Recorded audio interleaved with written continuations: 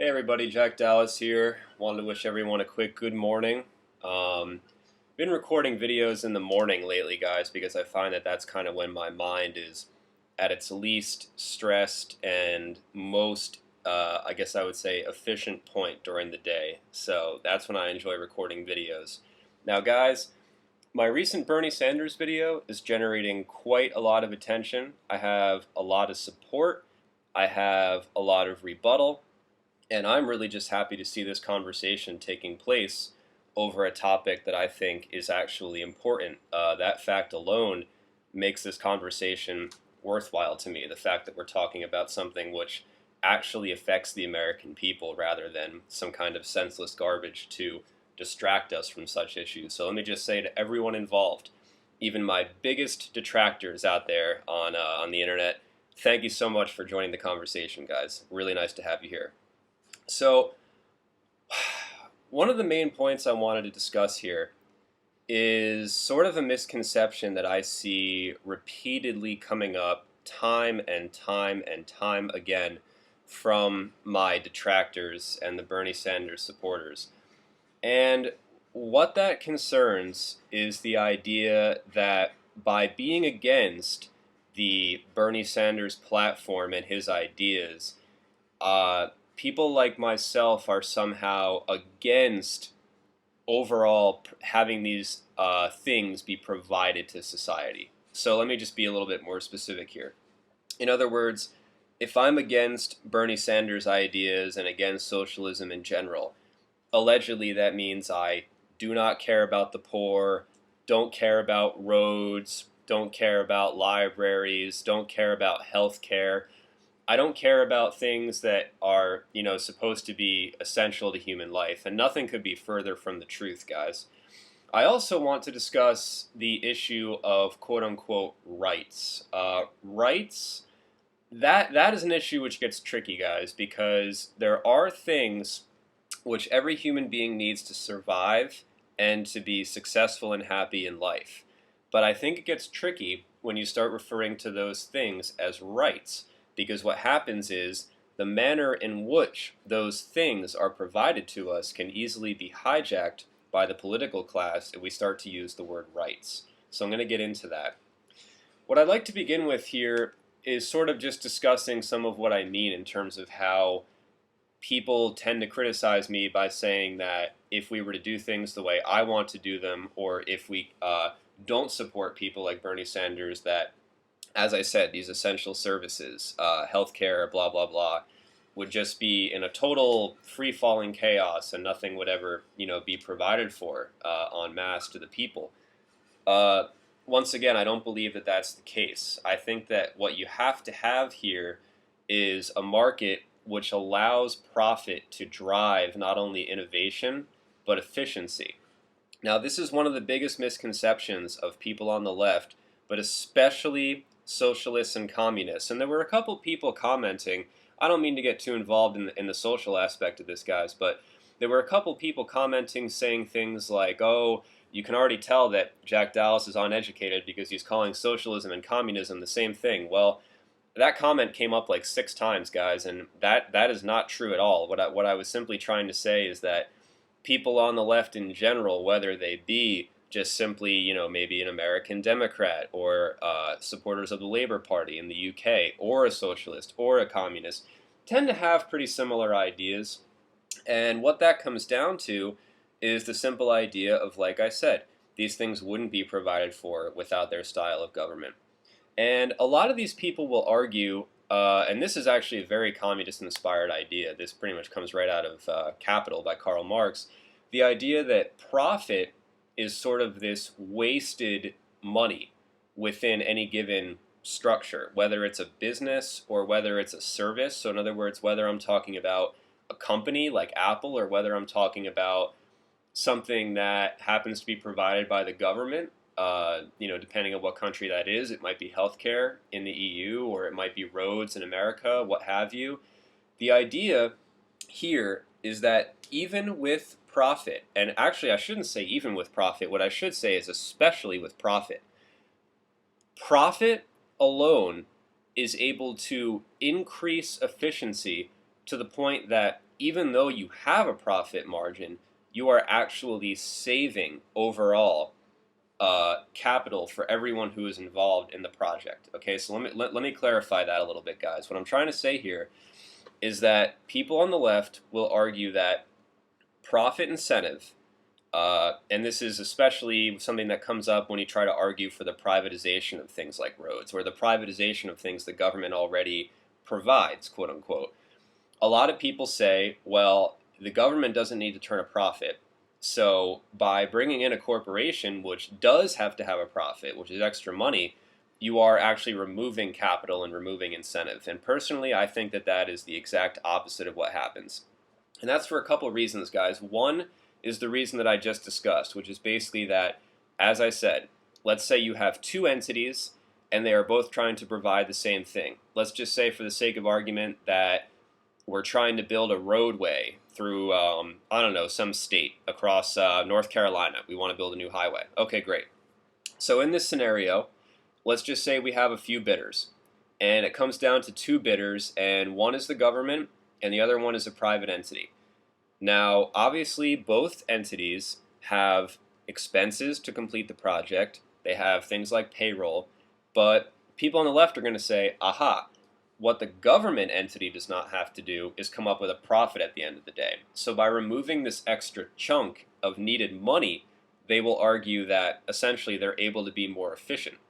My argument against that, on the one hand, is A, even if you put in the profit, and as I said, especially with the profit incentive or profit motivation will cause companies to be so efficient, at least the successful companies to be so efficient, that with the profit incentive will actually drive them to be efficient to the point that they are far more efficient than the government, which doesn't need a profit incentive. I think this is probably in the top 3 largest misconceptions for people on the left, guys, is the idea that corporations do things less efficiently because of profit. It's the exact opposite. You factor in profit, and these companies are able to completely outdo the more socialistic-minded, government-funded programs, so on and so forth. The other thing that you're going to see because of profit is innovation, and innovation leads to employment. If there is no incentive to get better, if there is no incentive to compete, if there is nothing driving companies and the individuals who work for them, run them, and want to actually create their livelihood through them, people that are employed through these various companies, they're going to have to continuously innovate. Again, I used the example of Apple at one point. What if Apple just stopped at the iPhone 4 and they said, hey, this phone is pretty kick-ass. I mean, you can use apps and make calls and texts and do anything you want, use your email, play games, anything you want to do. The 4 is good enough, guys. We don't need the 5. We don't need the 5S. We don't need the 6. We don't need, down the road, the iPhone 18. We just need the 4. It's all you need. Well, to an extent, I guess you could say they'd be right. We could go through our lives and have just about everything we need to survive, on that phone. But the fact of the matter is, people want innovation, people want improvement, and people's lives are made better because of those innovations. And those innovations, like those phones or any other industry that you care to name, that was just for the sake of argument, are driven by one thing and one thing only, guys, and that is profit. And I think that this is what I want to see the most in an economy, within the type of society that I want to see, is I would like to see systems in place in which profit essentially has to drive good activity, and I mean good moral activity, for companies. In other words, I believe that in a more free and open market economy, because it's an open economy and because there would not be a government, automatically companies are far more beholden to individual people because that is where their income is derived from, and they essentially don't have the strong arm of the government to sort of force people into doing things which benefit them. An example of that would just be the enforced monopolies on the part of the government.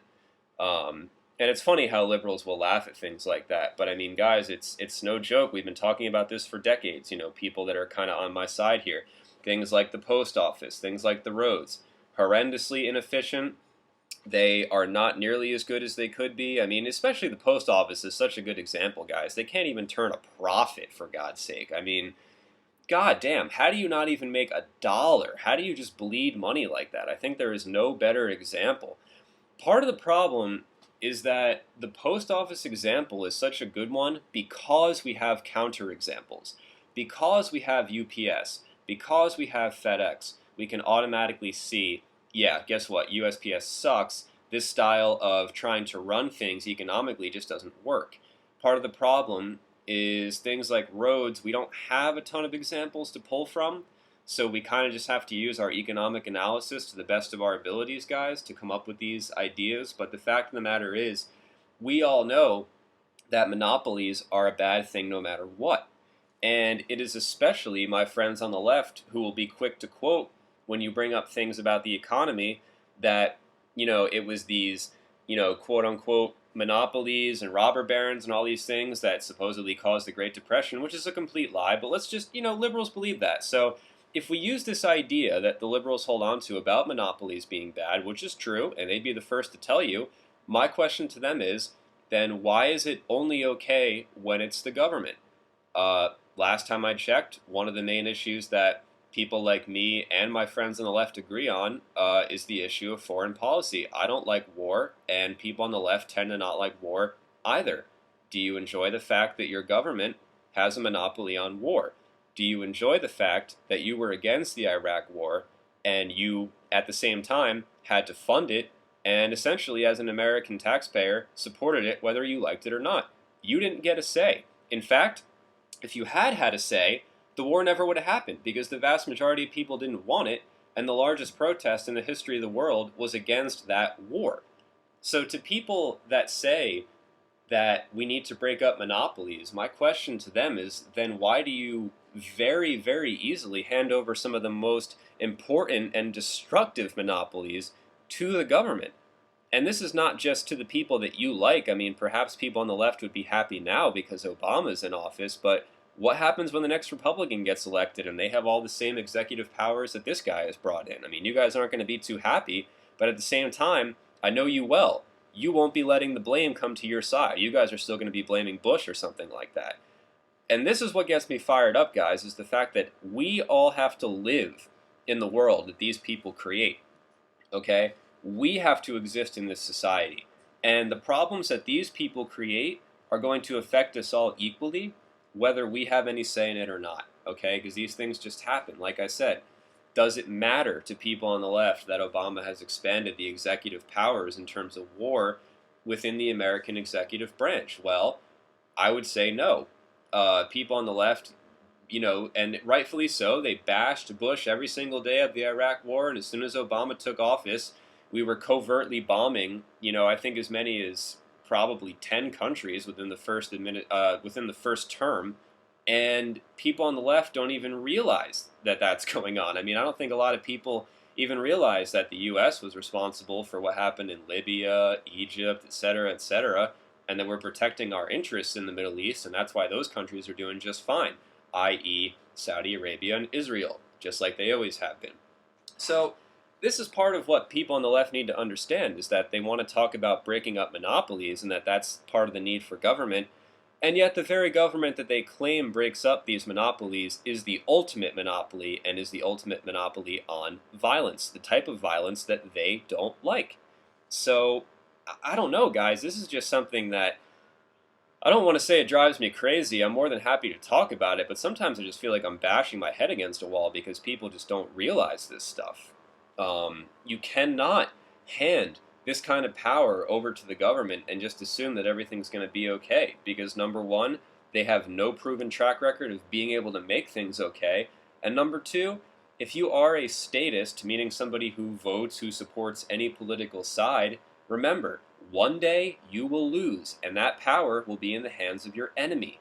Is that the kind of world you want to live in? So if you're a Democrat, do you want another George Bush? If you're a Republican, do you want another Barack Obama? I'm going to go ahead and say no to both of those, but, you guys can keep pretending that you'll win forever and just keep handing over more and more power to your essentially chosen teams, because that's really what I see these groups as, nothing more than essentially teams created by popularity contests and crafty advertising.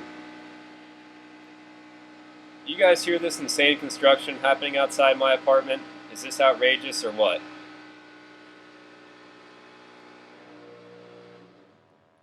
There we go. Little comedic relief for you guys. Actually, that should prove more than anything. Some of my detractors out there were saying I was some kind of like paid Republican propagandist. Guys, how does being an anarchist make me a Republican? Last time I checked, if there was no government, that also means there's no Republicans, right? And secondly, if I'm secretly being funded, I mean, you guys just heard the construction happening outside my apartment. I mean, for God's sake, guys, I don't even make enough money to like pay income taxes, for God's sake. I'm hardly a corporate funded, I don't even know, like spy or something to try to get the Republicans elected, even though I don't want a government. Yeah, I guess Donald Trump paid me. Anyway, little rant there. Moving on. Okay, guys. Now, I said that there were 2 points I wanted to discuss. I think I hit the first one pretty good. The second one has to do with, I guess I would say it's the topic of providing for people within the greater good of society. So in other words, the other big rebuttal I consistently get from people is, well, in your world, how are we going to have things like I was saying earlier that everybody needs? Whether it's things like roads or whether it's things like healthcare.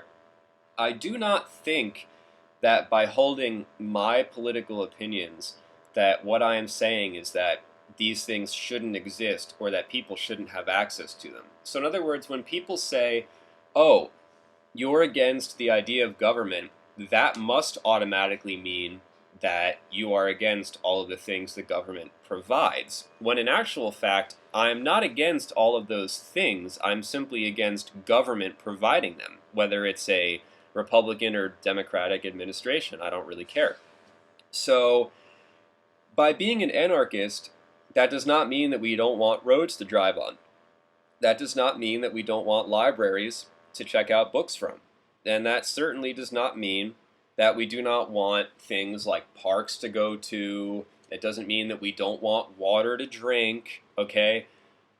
I don't know whether you guys honestly think that we don't want those things, or if that's just sort of a way that you rebut my arguments because you don't have any logic on your side. I don't know, and I don't mean to sound like a dick for saying that, guys, but I mean, really? Like, some of these emails I was getting where people were saying, like, so you don't want to provide water for people. I mean, don't I die with a lack of water too, guys? Like, what kind of nonsensical argument is that? Yeah, I don't want to provide water for people so we can all enjoy being dead in a couple days together. I mean, you guys are a bunch of idiots sometimes, honestly.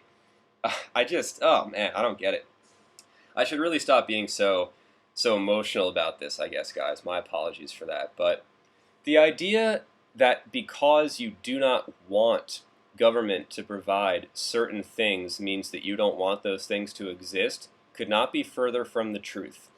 Like I said, if you have an open marketplace, what you have is competition. But competition breeds jobs. Competition breeds innovation, and competition breeds efficiency. And anybody who thinks that these things aren't going to happen must be out of their mind. What corporation would not want to get into the road business? What corporation would not want to get into the library business? Now, I realize some of these, things are going to change with technology, so libraries are probably going to be, digitalized in some respect, I'm sure. And, one day, guys, we're going to be having a conversation about roadways where maybe there's, I've been reading a lot about cars that drive automatically. I've been reading some articles about fuel-efficient hovering cars that they're trying to develop right now. So one day we might be talking about roadways in a very advanced way, and how do we now handle this for society? Well, I'm not saying we shouldn't have roads. I'm just saying I don't think that the government should have the ultimate monopoly on it. At the same time, I am not removing anybody's methods of accomplishing these things within their own municipalities. In order to sort of clarify that statement, what I mean is that if an individual group of people, and I guess you could debate on what size that would be, it could technically be as small as a neighborhood and it could be as large as a city. If that group of people wants to get together and, shop out a thing like a roadway project to different companies, then they should be allowed to do so. I'm not necessarily saying that if we have my society that this sort of free will is imposed on everyone and now everybody has to kind of figure everything out for themselves all the time, well, you can still have organization, but I just think that other people should be able to enter into the marketplace. So, in other words, if a road needs to be built, I do think that companies should be allowed to come in, and the government should not be the one choosing who those companies are. Because at the end of the day, guys, the only thing that matters, and honestly, I'm becoming less apologetic, guys, and I don't know if it's a good thing or a bad thing, but if you're someone who thinks the government is going to make the right choice on that decision, you are completely wrong. What happens is whoever comes in and gives the most backdoor money to that politician to get that roadway built, whether it's company XYZ or company ABC, whoever donates the most to that politician or whoever has the most dirt on that politician or whoever has the most leverage on that politician gets the job. Now, maybe it's the best person, but it's probably not, because if they were the best, they probably wouldn't need that leverage, and if they were the best and they did need the leverage to get the job, that politician is already corrupt beyond belief. So you're really losing either way. Now, people out there who say, oh, that's true, but just not for the Democrats because they're the good guys, you guys are dumb, okay? Both sides do this equally. Both sides do it equally. All you Democrats out there saying I'm a Republican, listen up. The Republicans waste a lot of money. I don't want to vote them in. Did you hear that? Rewind it and play it again if you want to call me a Republican. I've had it with that, guys. Had it. Fucking had it.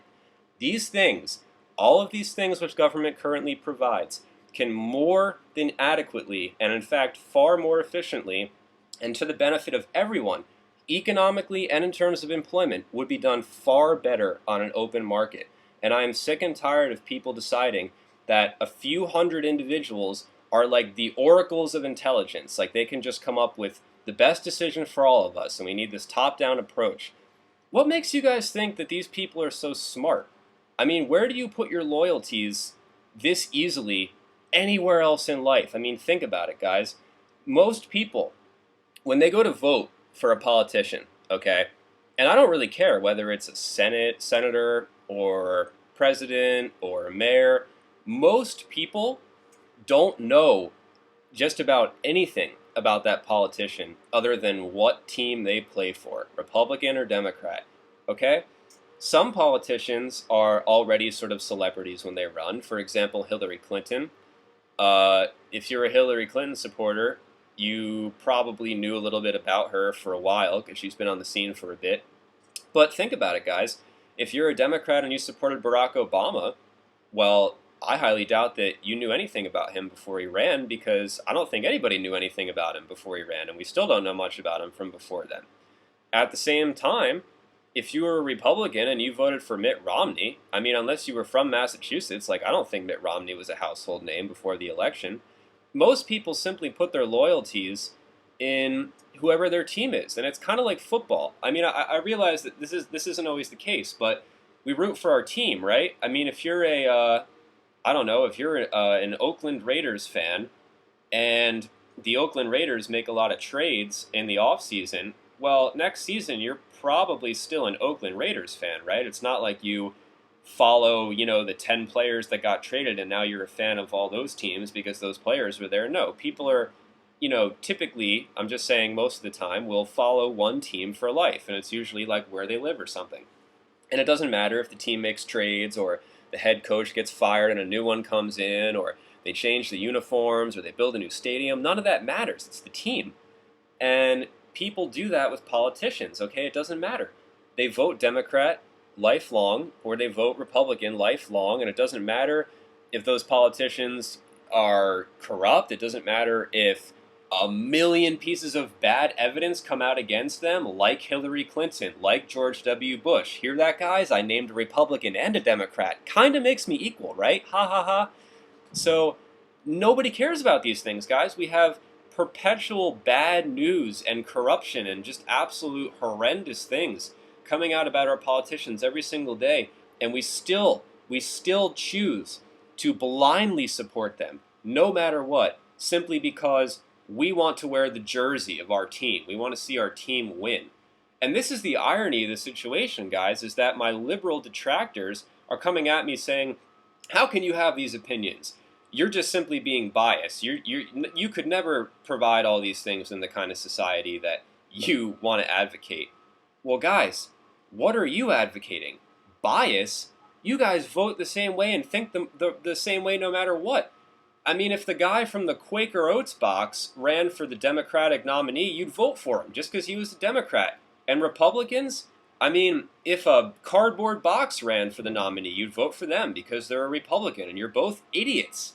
And we have to live in the world that you create. This is the problem. You guys talk about, oh, it would be horrible to live in a world in which these things are not provided. Guys, these things aren't provided now. I mean, Social Security? Are you kidding me? Go to Wikipedia and type in Ponzi scheme, and every time the word Ponzi scheme comes up, just replace it with Social Security. That should give you a good idea of what it is. And everybody out there saying I'm wrong about that, just shut the fuck up. There's more than enough evidence out there to already prove Social Security's been bankrupt for a while. I'm sick of debating this with you guys. Either look this shit up and figure it out for yourselves, or stop telling me that my sources are wrong. Because guess what, guys? The New York Times and The Daily Show, not the most accurate sources either. I've had it, okay? I read 800-page books on economics for breakfast. It's not an issue. I'm not trying to show off here, but everybody out there saying that I'm basically a guy just reporting Fox News headlines needs to turn on Fox News and then go on my YouTube channel and see if Fox News is talking about the United States being the 100% creator of ISIS, or see if Fox News is advocating a society in which anarchy reigns. That is not what's going on here, guys.